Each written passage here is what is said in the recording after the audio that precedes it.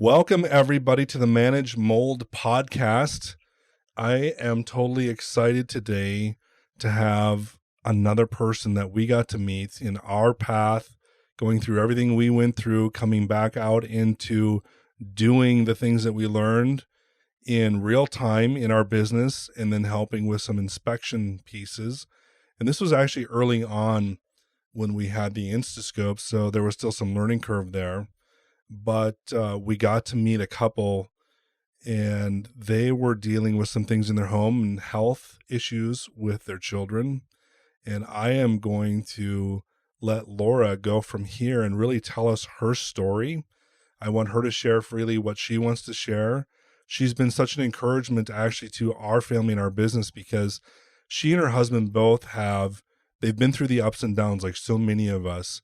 And when you acknowledge those things that are real, the ups and the downs, and know that the really bad days, when you keep advocating and when you keep fighting forward, the bad days fade away fast and the good days tend to stick. And Laura and her husband, Jesse, are two of those people that have been fighters that we've watched. And they're actually two of the people that we really wanted to have on this podcast early on, because we want all of you to find hope. We want you to be hopeful in your attitudes, that even if you're in a really dark spot right now and everything seems hopeless, you have to understand so many of us have gone through this, and there are a bunch of us who came out on the other side, and you can get better. So without further delay, here is Laura, and I want her to tell her story. All right. Thanks for having me on the podcast, Dean. Like Dean said, our story is very I will call it extreme. It I don't want to scare people off when I say that, because mold is already scary on its own. But I think there is so much to learn from our story because of the extremes that we took it to. We felt like we had to for our kids and our health. And being a year after getting out of mold, I'm really glad we made all those decisions. But yeah, I don't want your listeners to get scared off because of any of the things that I tell them that we did to find the mold, but we did find it. There is hope. We were one of the most, I don't know, we were so hopeless, so desperate. And I just want to come on here and say that there is another side. You can get out of it, the mold, you can heal from it. And then the other thing I wanted to say, one of the most important things we learned from our mold story was to listen to your intuition. There's so much of our mold story that we knew from the time we bought our house that there was something mold related in our house, and we sort of tamped it down and put it on the back burner. We just didn't appreciate it. We never brought our awareness to it because we were scared, right? It's just one of those things. Um, but yeah, so I guess let's start at the beginning of the story, where why did we suspect mold? So some general things clued us in. We purchased our house in 2009. The house was built in '03, so it was only 6 years old at the time. There had been some window condensation, um, I guess, symptoms. You could see the darkness on the windows. The basement always had kind of a musty smell when the dehumidifier wasn't running. We learned a few years after purchasing from neighbors that the previous owner didn't disclose flooding in the basement. So there was that kind of in the back of our minds. And then in 2014, we had a dehumidifier leak. It was moldy on the carpet. This was in the basement. Um, we just kind of did a DIY situation where we cleaned it with I don't remember the chemical agent, but there was some spray we used to clean it up, and we had the carpet people cut that piece out of the basement hallway, and they moved carpet from the office over to the hallway, and we just put new carpet in the office. So we probably displaced some mold when we did that. Um, but none of these, I put in quotes, obvious things were actually the real cause for all of our health issues. So our health issues started to become very painful.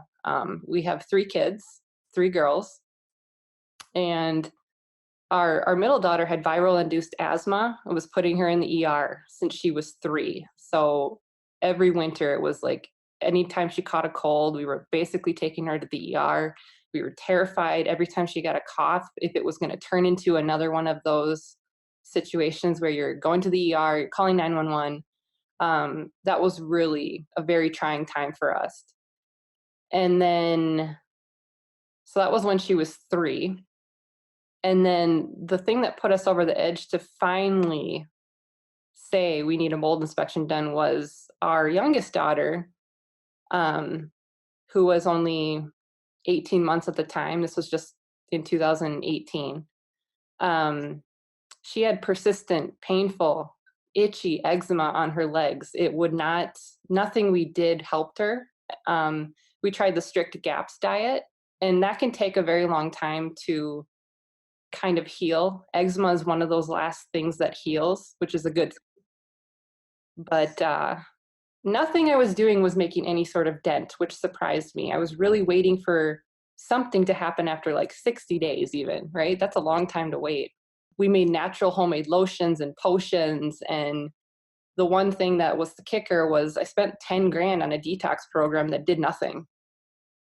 It was supposedly going to cure our eczema. It was going to cure all my ailments I was having. You know, I was in a place where um, I was eating the most clean diet you could ever imagine, strictly for a long time. I'm talking like at least a year, and I couldn't lose weight. I was holding weight in the middle of my, you know, in my stomach area. It was odd. Um, so all of those things, and finally the eczema put us over the edge. We're like, we need to look into the mold thing. How old was your oldest daughter at that point when the youngest was 18 months? She just turned 12, so she was 10. Okay, so you'd already been dealing with things for a year and a half easily. Yes.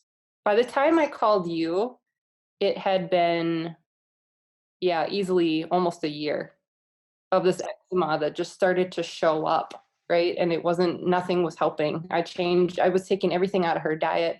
I was still breastfeeding her when it came up. So I was literally removing nightshades and dairy. I mean, I wasn't eating dairy. I already removed dairy and gluten. I literally was eating like 4 foods just to keep her safe. And then she You was were eating, Mama and Papa Bear when I showed up. yes, yes, You were doing everything that you could. everything. You were. You know, and that's why I spent $10,000 on that detox program. I'm not proud of it, but you know, and I feel really bad when I talk to my husband about, like, I cry. I'm like, we wasted $10,000, and the guy was a jerk, so that didn't help. But the problem with it was that it did nothing. And he's like, Laura, you were just doing what you had to in the moment. Like, we were desperate. I literally was like, I will pay you any amount of dollars to take this eczema away. I could not stand it. It was hard on my heart, you know. And I think I need to park on the eczema part a little bit, because I feel like if you have kids who have eczema, persistent, like chronic eczema, you know exactly where I'm coming from. You don't need to know this part. But I think a lot of people, like loved ones of ours, don't understand it until we tell them. You know, she was, you know, diaper changes, she was literally scratching all the skin off her legs the instant her legs were open to air. She was in full body onesie, you know, the footed pajama things, for a year and a half. I mean, she still wears them now because she's used to them, but like, she was confined to them for so long because we couldn't let her scratch her legs raw. You know, in the summertime was terrible. We became even more socially isolated than before because we couldn't go anywhere. We couldn't take her anywhere. And then on top of her eczema, she had all these food allergies, right? And sensitivities. She literally was down to like 2 foods for a year and a half. So you can't go anywhere because you're afraid of what she's going to touch and break out and get hives, and you don't know if anything's anaphylactic. So it was really a very one, yeah, it was another low time. Briella's asthma was the first one, and then Cameron's eczema. But in the end, there was a purpose behind it. So that was when we called in Dean, and we met you for the first time and had you come in and do the mold inspection with the Instascope. And I remember it was very new technology in your hands. Oh, I yeah. remember that. It was very new. But it Like was very, probably a month or two in my hands. Yeah, but it was so interesting to me that I was like, let's do it. It sounded like it was real time eyes for mold, like seeing the mold without like breaking down walls and whatever. And I think it has to be said though that it's still, your instascope and your abilities and knowledge and intelligence helped us so much and gave us the confidence to move forward. We're like, okay, there's mold here because right, the levels were just insane high. Yeah, they were big enough. But the thing that was still um hard was it can't tell you where it's at, right? It can kind of give you general locations. And And maybe you want to jump in. well, we've gotten better at that also. Yeah, I'm sure. And we've gotten better at knowing false positives. Yeah. There's different things. And because shortly after you and I met and shortly after I was at your place, I actually started kind of stressing out the system. And we had a lot of field trouble because I was using it differently than previous users had done. Okay. I was using it from Papa Bear Yep. got his family sick in a time period when he was in an industry that he should have been on top of it. And for a full year, he not blatantly, but kindly ignored his wife, whose gut feeling was saying something's wrong in our house. So yeah. So when I use the Instascope, when I do forensic, if I didn't have the Instascope, I'm still pushing the edge. So Yep. yes. Yep. And I knew that about you because of the phone call we had. Absolutely. And now you know me enough to know this, but I do my research thoroughly. Yes, you do. Especially when it costs over so many dollars, and especially when it's a life-changing thing. So I spent many, many, many hours trying to become this mold expert before I called you so that I knew the questions to ask you. And I think that was apparent in our phone consult. But yeah, I knew the instant we started talking that you were, I don't know, something that fell out of the sky for me as some answer because you were exactly who I needed to talk to. You knew your stuff. You knew the part about mold that most inspectors or people in general population, you knew more. You knew the side that people don't know about that I had started to learn about before I'd called you. The kind of really scary stuff, right? The stuff like it's hidden and it's affecting your health. You can't just wipe it away with bleach, sort of thing.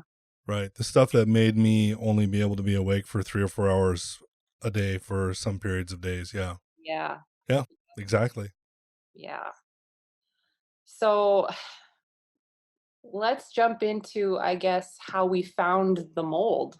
Um, we, and I think I had told, yeah, I told you this part. So we had multiple inspections done, right? And we knew there was a mold problem, but the kind of confusing part was no one knew where it was or what the source was. We speculated. We all speculated. We're like, okay, it could have been the dehumidifier, displaced some mold from the carpet.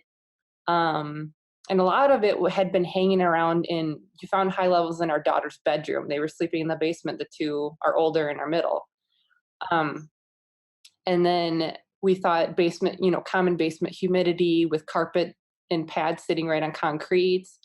There was a potential that there was something with foundation, but there was no way to know until we did demolish something, which we hadn't done. So after meeting you, we're like, all right, let's just cut the cord and move. Let's just sell this house. Let's just remediate the basement. We'll sell it with full disclosure about that. So that had been the initial plan. So we went, and I don't think I told you all the stories about trying to find apartments the very first time, but the first round was very difficult. It was very hard to find something for 3 kids. You need 3 bedrooms. So it was like, we didn't want carpet. That was like, there's no way around that. We have sensitivities to animals, we think. So it really narrowed down where we could go. And then we finally found one place that we had, it was a place we had lived at in the past, the complex, not the actual unit. Right. And I had went to that unit 2 different times to look for any signs of mold, to do, I think I had tried to do an ERMI also. Yeah, you were definitely involved with Ermi at that point. I remember that. I don't think I sent that one in though, I can't remember now. But long story short, the day that I got the key to move in, it was just me who went. I got the key, I went in, I'm like, "Okay, I'm gonna look around one more time." So I'd already been here twice and looked around and tried to get a reaction. Like, I just sat in the apartment unit for, I don't know, it was probably 15, 20 minutes to see if I reacted at all. Because at this point, there had been enough fluffing in our own house of mold spores that we were starting to have reactions just being in our house. The tingly lips was one of mine. The My husband got like a chalky throat. That's what he calls it. Kind of almost feels like a sore throat starting.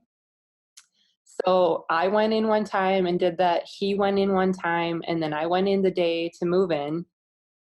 And the day I move in, or tried to, I went to the bathroom and I peeked around by the toilet at the cabinet, and sure enough, the that top veneer was sort of curling, and I pulled it up and I saw mold.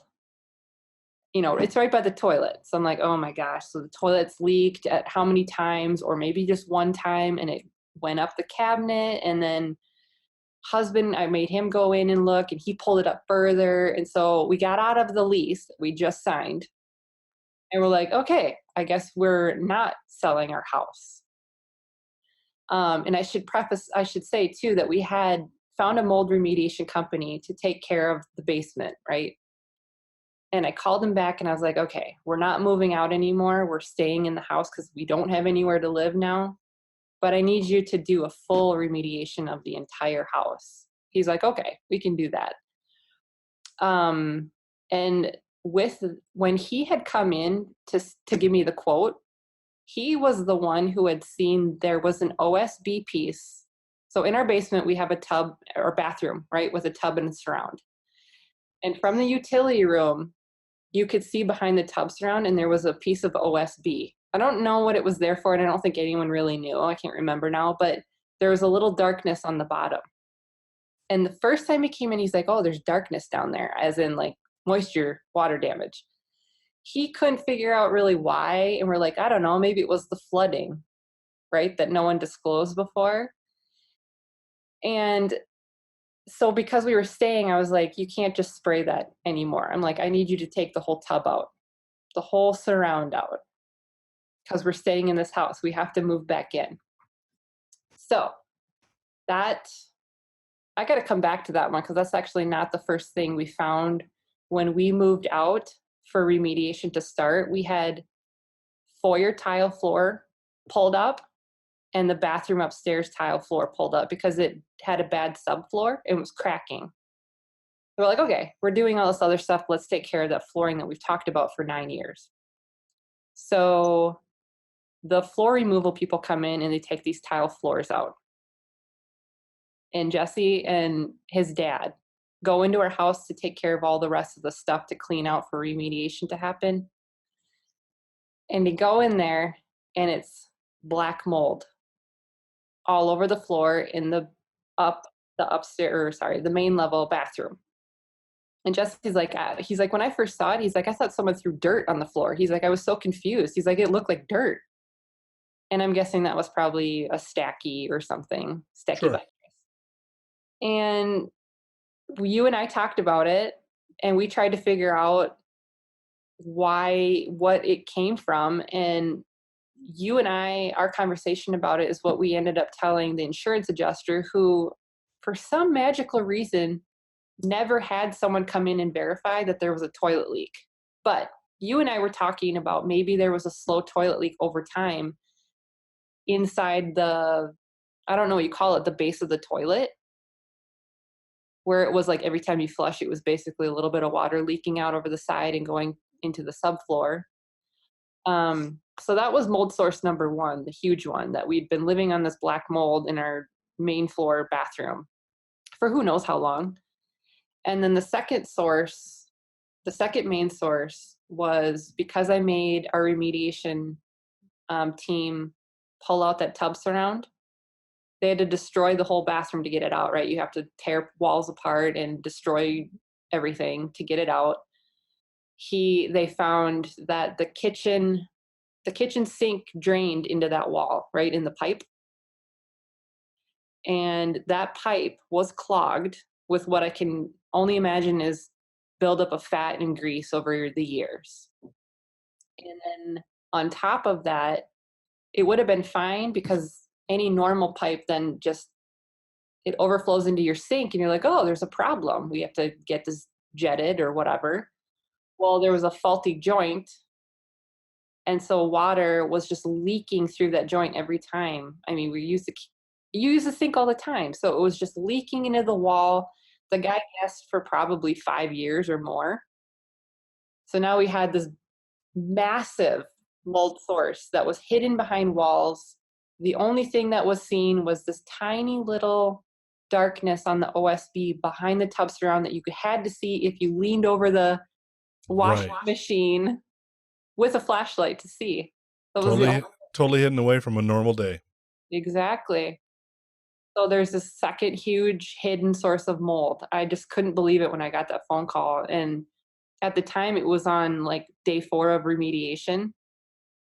It was scheduled to be 5 days long, and it ended up being 7 weeks long because this happened. So when this happened, the poor remediation guy, I was like, you need to take apart pretty much any other source that has the potential from any plumbing or whatever that could have water damage. So I made them take apart the kitchen countertops because I was afraid that the kitchen sink splashing water was getting behind the backsplash.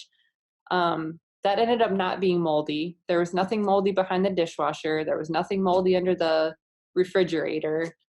And that floor had been taken apart too. So we had like basically subfloor going on here, right? Because we were having all the carpets taken out. So everything was subfloor, everything was exposed. Um, and then I think I'll just go through the list of the 10 sources of mold that we found. I would So like for you to do that because I think people will be surprised at some of them. yeah. And again, this goes back to the extreme part of this where most people don't do it this way and most people probably don't have to, but I think with the combination of what I knew mold could do to your health and seeing the health issues our family was having and knowing what I know now about epigenetics, and I think our family's kind of bad combination of genetics living in mold, I knew I had to take it to the extreme because at this point we were moving back in, right? I had to take my kids, we were out of the house, but I had to put them all back in. So I was trying to literally find every little piece of mold and take care of it. That's where So, your story and our story are very similar. yep. Yeah. So let me just go through the 10 sources quick. So rattled off the two. So the main floor bathroom under the floor had the mold from probably slow toilet leak for years. And then the kitchen sink drain pipe was clogged with a faulty joint leaking into the wall of the basement. The third one was in the basement of the family room in the basement had a spot in the corner where it was cracked caulking on the exterior brick wall of the house. And it happened to be on the east side, right? So where rain and snow come in. So for all the years it had cracked caulking or missing caulking, I don't even know. It was just raining and snowing into the corner of our house, directly into the wall. And then the basement wall around one of the windows, there was improper nailing from construction of the our house in 2003. So there was nails that missed the 2x4s and literally was like holes to the outside. I mean, under siding, but we all know water gets under siding. Yep, especially vinyl siding. Yeah, so there was mold there. It wasn't just that we found the nails, it was that there was mold and water damage. And then the basement utility room, there was old caulking around the electrical hoses. They happened to be right on the other side of the utility room. There was old caulking or no caulking, and so it was another direct source from exterior moisture right into your house. Um, and then one of the big ones too that you're the one who taught me this part and then proved it with your Instascope when you came back to help us. The basement below grade walls, so anything below like Earth's surface is called below grade. So your basement, the basement below grade walls had high levels confirmed by you and by our other air, what do you call it? The other sampling type, the tape. Yeah, the lift tape. Yeah, lift tape. All proved that it was high levels of mold from just the way walls are constructed. I don't know if you've talked about that yet. A little bit. We need to get into it. So that one was, it was moldy in all the walls in the basement. Yes. So then we had to rip out all those walls. Okay, so that was source number 6. 7 was in our crawl space in the basement. So under the stairs, there was sheetrock with visible mold. That was the only mold any of us ever saw. Right. It was kind of old gold mold. not to rhyme, but it was. And we think from just common basement humidity, right? And no air circulating in that space. And your sump basket was in that space also. Yep. Yes. Yep. And then source number 8 was we had 4 bedroom windows upstairs and downstairs that had enough household humidity problems that they were now moldy. And when you came the first time, our master bedroom, it got to the point where I stopped opening the blinds because now I was afraid. This is before I met you. I was afraid to open the blinds and stir anything up because I saw, and you could see it in winter in any Minnesota house. I mean, not my parents because they have an old house with airflow, and so they didn't have this problem. And the window wood is older and harder with tighter grain. Yes. Yep.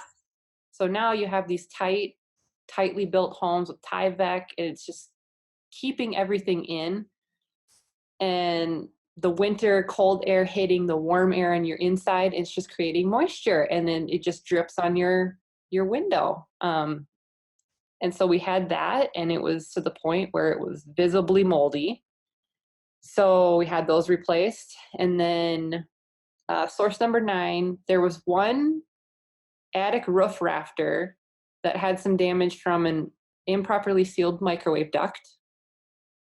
So anytime you used your microwave and it produced condensation, it was literally like you could see the darkness. And then the last one was a single attic floor rafter from an improperly sealed bathroom exhaust fan. And that one was my husband's fault. But in his defense, we had a lot going on, and we had planned on the first time we thought we were moving out and selling, we were going to replace that exhaust fan. And he had moved it a little bit, and we didn't touch it again. And it had this gap that was going right up into the attic. And so every time we used the shower, it was just literally creating. Yeah. And to come to your husband's defense, 4 of the 5 major issues we found in our home, I have to take responsibility for.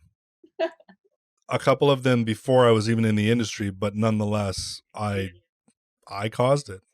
Yeah. But I think in everyone's defense,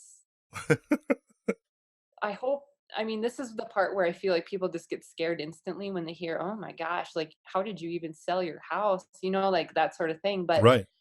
It's 10 sources of main mold. It was just the breaking point in the basement when we found the last. I was like, I can't rip any more walls. I just can't. But it's in everyone's defense. This is how very easily mold grows. You know that, and it's just we're a testament to that. It can happen, and we again took it to the extreme to find them all because I had to move my family back into that house was the plan. But when we found a bunch more stuff going on in the basement walls, that was when I had enough. The last one we found, I left the house. I went around town and I went to like 4 more apartment complexes by myself because we had moved 150 miles away. That was the safest place we could find for this remediation to occur. And I was working full time on the weekends, trying to work full time and have it was a mess. That era I remember because we spent a lot of time on the front stoop or on the front lawn talking. Yes. I had to Yeah. travel every weekend to come back and do my Yeah. job, and luckily my husband had his boss was amazing and let him work from home because he had the ability to kinda do that at the time. Yeah. Um, so luckily we had a lot of great people working with us to help us through this. It was never supposed to be 7 weeks long, Right. but that's just what happened when we found more mold. I said, I just told the remediator, "Okay, now you have to go check this place because now I'm afraid it's there." And in 98% of the places I said to look, it was, right? And what was his response? Because I remember, but I want you to tell people what happened when you were directing or guiding in that way. Do you Well, remember, or do you want me to tell? I And feel and like and I'm not looking for you to be. I don't no, want I anybody to be picked on us unnecessarily, but yeah. I want you to demonstrate amongst certain people, belief comes hard if you can't see it visually, and especially in our industry. And this was part of the issue with this one. And I want you to share it because I'm telling you, so many people have this experience, and I want them to hear that experience so that they don't think that all of this went perfectly glossy for you and that you No. came out on the other side. It got really ugly, actually. Well, it did, and every time and, like, he had plans to be there only 5 days, right? And it ended up being 6 weeks because, every time we found a new source, I was like, "Oh gosh," I would think of 2 more places that I needed him to look.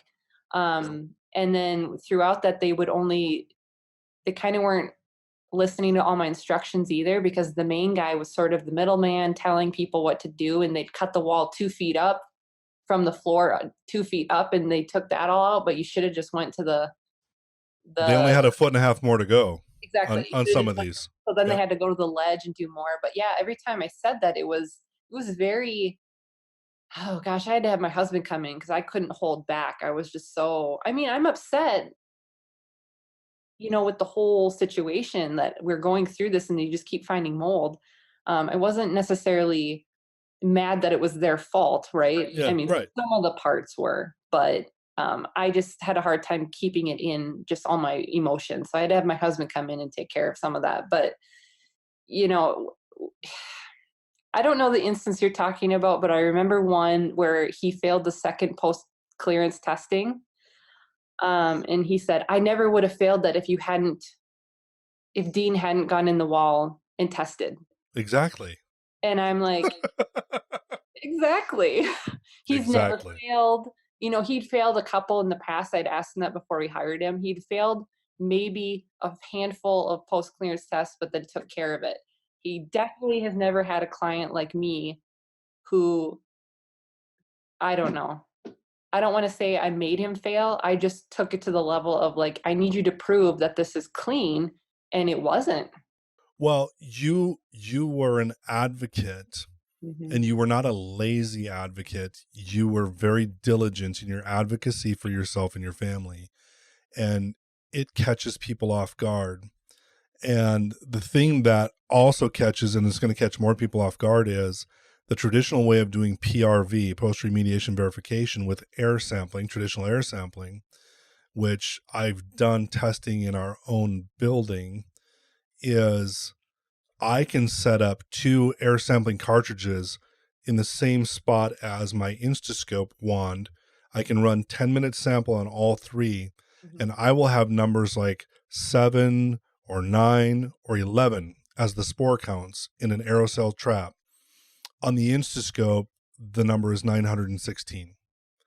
So the accuracy of the counting and what the Instascope sees is what's going to change the dynamics of how deep we now go for mold remediation, but Yeah. that we don't have to tear an entire house down anymore to find it, because we can actually get to pinpointing it more. So yeah, that was a really amazing time. But here's the other piece with this, and I don't know if you remember this part. This sticks with me like it was yesterday. When we got to the house, when I arrived that night and we both went to the door, um, the Hmm. house was under such high negative pressure, Yep. the way they had it. And this is where our current standard of care in the IICRC is incorrect, to direct all of us to put every remediation zone under negative pressure. It is wrong, wrong, wrong. And all of us who are in the profession need to become professional and understand why. Here's what happened. We walked in. I don't know if you remember. we could hardly get the door shut. Yep. So the knob flew out of my hand open because there was such negative pressure, right? Mm-hmm. Obviously, some in our industry would say, well, he wasn't measuring. It wasn't at 5 pascals. He should have had it toned down. Back where the dryer vent was, air was rushing into the house. Where the microwave vent had been, it was rushing into the house. The bath fan vents, it was rushing into the house. Here was the craziest part. And this is where people who do traditional sampling don't even understand that this could even happen. When I crawled underneath the steps and I was doing sampling, I got to the sump basket. And if I would have been wearing a baseball hat, it would have knocked the hat off my head for the air that was coming out of the ground. Yeah. Because of the negative pressure. Yep. And I sample sump baskets. It's the first and only sump basket I've ever measured that had a 0 spore count. He had pulled so much air through the earth, there were no more spores left in your system, in the drainage system underneath the house. Mm-hmm. That's pretty crazy. Yep. That's a discussion for another day. But crazy nonetheless. It was. And so you were dealing with little things like that, Yeah. that weren't the perfect approach to taking best care of your family. Yep. And that's where you sharing your story and so many people getting to hear these irregularities and then connect with, oh, that happened to me. This is going to be so many light bulbs turning on for so many people. And that's why I'm so thankful that you guys are at where you're at. You've come through this part and you're here right now to be able to share this with people to help them. And who knows how many thousands of people, and then thousands and thousands through a couple of generations even, that your story is going to impact. That is what's cool. I hope so. Absolutely. And I think the best part of our story, now that we've gone through how we found mold, why we thought of it, the health issues and the kind of suspicions and where we found it, because we took it to the extreme. We got that all taken care of. I didn't finish the story saying we ended up finding an apartment that we moved out of that house. We never went back. We got the house rebuilt, put back together. Full disclosure, a 2-inch black binder that I gave to the whoever was going to buy the house. Here's what we did. Here's how we took care of it. We ended up selling that house, and it was the best end of 2018 I could have ever asked for. But the really amazing part is that once we were out of all mold, like completely out of any mold anywhere, it took at least 8 weeks, if not 12, before it was probably 8 weeks, but Jesse and I did not actually want to verbally say it out loud because it was like every time we said it out loud, something flared up. But our youngest daughter's eczema cleared up, and I would say 99% cleared up. And that's how we knew it was from this mold. We knew it was the cause because nothing else that we had tried or done worked other than, and what I didn't say is we took it to the other extreme and threw 98% of our belongings away, right? Anything porous for sure. And maybe in this time in the world with how mold remediation can be done or cleaning can be done, maybe that's not the answer anymore, but we're so happy we did that and didn't bring any of that stuff with us to our new place. I don't know that she would have gotten any better, and then we wouldn't have really known. And at the very least, you didn't have to babysit all of your stuff. Oh yeah, I know. And the other good thing is it gave us this, like, it forced us in, living minimally, and we love it, all 5 of us. And it gave us a fresh start, right? We had to start over, and at the time it was super painful, super, super painful, especially with emerging multiple chemical sensitivities in me, mostly, where buying anything new was really hard because everything was making me react. And by the way, my MCS, my multiple chemical sensitivity reactions, were exactly the same as mold reactions. So that was super hard because anything we brought in, I'm like, is it because it's new or is it because it's moldy? Or, it was really terrifying. But Well, that makes you anxious besides, which stresses your system even more. Exactly. And it raises emotions in the whole house. Yes. Yeah. Yep. But I guess and maybe that's another podcast in the future, is Absolutely. talking about life after mold, because before we got on this call, we were talking, I was telling you how it's been a year since we got out, and it finally, just in the last couple months, feel like we're starting to like emerge from the science fiction, well, science nonfiction Yeah. part of this whole Yes. story, and come back to like normal life where we're doing a couple normal things. And I'm not this like anxiety ball just curled up and afraid to leave our apartment. But yeah, so a lot of, the viral induced asthma went away. Our daughter doesn't, that's not showing up. And then the eczema went away. That was such a huge blessing in and of itself. Um, we still have some anger issues, but they're definitely not the same as when we were living in mold. That was interesting. Moving out of our mold house into another moldy house brought on new anger. That's a very common reaction It to is. very toxic mold. It's kind of woo woo, right? Yes, it is. But It's a good way to put it.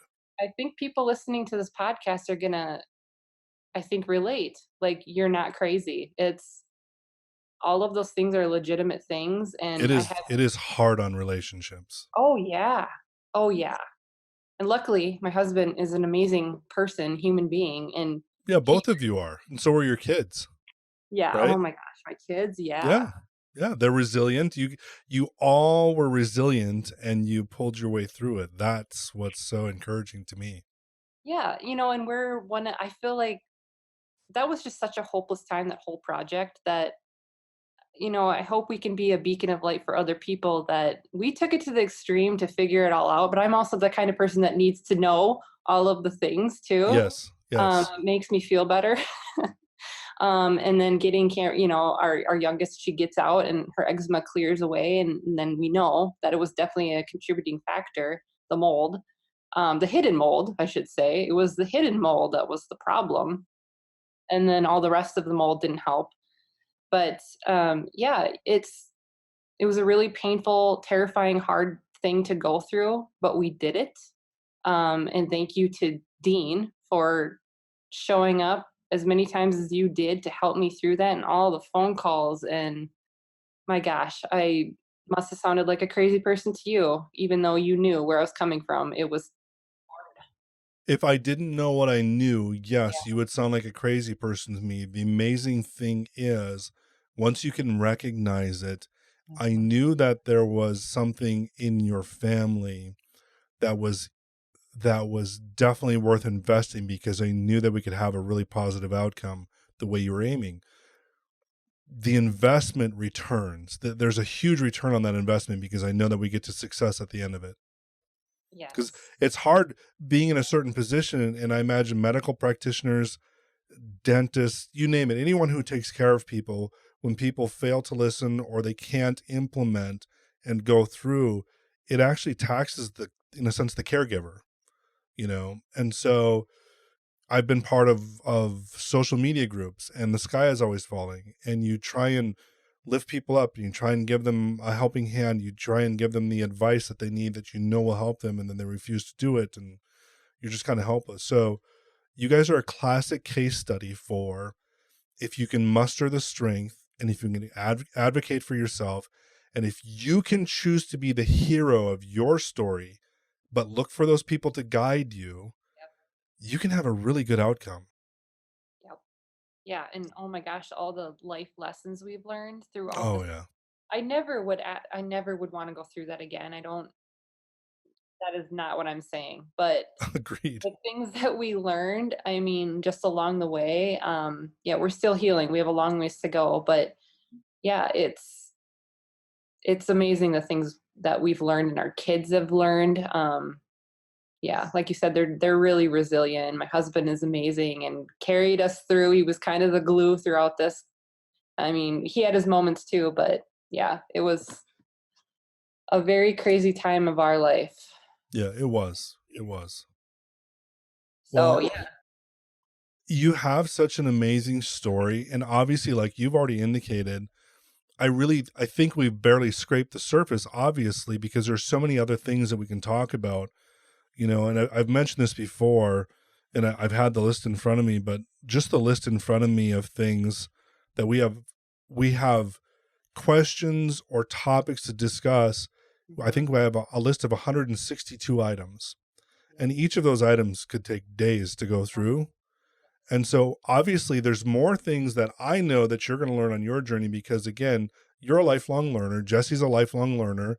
You're instilling that in your children. So all of you are learning together. So obviously there's going to be more wisdom now that's going to come also, that obviously you're going to be able to share. And so while you're at this point where you're about a year out, I'm about 3.5 years out from being treated and being better. And I tell you, whatever PTSD might be to whoever, there's that reality of that emotional strain that takes place. It takes time to get removed from it to be able to deal with it. Because I'll tell you, there was a big struggle in me, even though I had a passion to go tell people the story and try and help. There was equally another part inside of me that was battling against it, that said, go do something else. Because this stuff is not pain free. Financially, it's hard. Health wise, it's hard. Emotionally, it's hard. And you've touched on all of those things so wonderfully tonight. And again, I want people who are listening, I want you to comment. When you listen to this podcast, I want you to go to maybe our Facebook page and comment there. I want you to be able to share your concerns, your questions, and then also, if you've got some of these success moments or success stories, like what Laura has shared, put those in the comments too, because people are going to look at these things. And when we're at our darkest moments, we're just looking for sunshine. Yep. And I am so thankful for all of our kids. I'm so thankful for my wife. And then I'm still thankful for clients like you who become good friends, because we all kind of have this commonality. And when you have an identified passion that's very similar, to then spread the news to other people that, hey, there's a better way and there's a way out of this, those are good times in life. And so the more we can spread that to people, the better off everyone's going to be. Definitely. Definitely. So where do you think you go from here? Oh gosh. Well, that's a good question, because like I said, we're just kind of coming back to reality. Yeah. Um, I didn't tell you this either, but we started homeschooling our kids because Briella just needed a break from the sickness. I'm like, you just need some healing. And I'm just going to say amen, because we've homeschooled our whole life. So yeah, Yep. I'm a big fan of that. Yep. And we're going on year number 2 here. So outside people, as in some of our close family, I mean, we've become very socially isolated. First with the types of food that Yes. the diet has done that, and the fact that our youngest Cameron can't touch dairy, she can't touch egg, she can't touch gluten, You she can't can't go you can't go hang out at Culver's with friends or go meet people, because there's nothing no, there for you to eat. exactly. And I'm Not to just pick on Culver's, everyone. That's kind of an upper Midwest thing, but well, yeah. And so the diet change was socially isolating, um and then this mold thing, people just kind of look at you like you're nuts. Like, yeah, so what, you have mold, like take care of it with some bleach. It's not that simple. right. And then people really think you're crazy when you accidentally come across as the anxiety ball you're trying not to be. Yes. And so yeah, it's just, we've kind of gotten to this point where we are slowly coming out of our safe apartment and doing some things and seeing people. Um, from here, it's really about our kind of next journey is um, heavy metal detox. And I think there's a thing out there called HMD. That's, we're not doing that. It's more of a low dose chelation, because there's this thing out there in this group of people that you and I are kind of familiar with, where there's some of us that are so susceptible to toxic mold even more than the regular person, because of our epigenetics and because we're hanging onto these heavy metals. Yep. Um, and I have a naturopath that I see that is basically, she's like, all your symptoms are very classic of heavy metals. So we're working towards that very soon. I have a hypothyroidism kind of protocol I'm on too. So it's going to be a heavy year of Can I healing. ask you quick question. Mm-hmm. On the heavy metal, did you guys do the hair sample? Nope. She Oh, doesn't even, she doesn't even test for it. She's just so like, interesting. you have it. I'm not going I to doubt her. mean, yeah, she's got so many clients over so long that, and I've done enough of my research that I wasn't even concerned of, we don't test for Lyme. I just kind of pretty sure we all have it, at least me. Uh, yeah, so that's kind of our next year is very detox related, and we're still dealing with like the PTSD and the I think just detoxing mold out, Absolutely. Yeah, So it doesn't happen overnight. no, no, no, it does not. It So yeah, takes it takes your body system a long time to clear out some of those corners sometimes. So, oh, yep. yeah. And then I think we kind of touched on parasites a little bit. That's another I think we rabbit have 43 more episodes to do.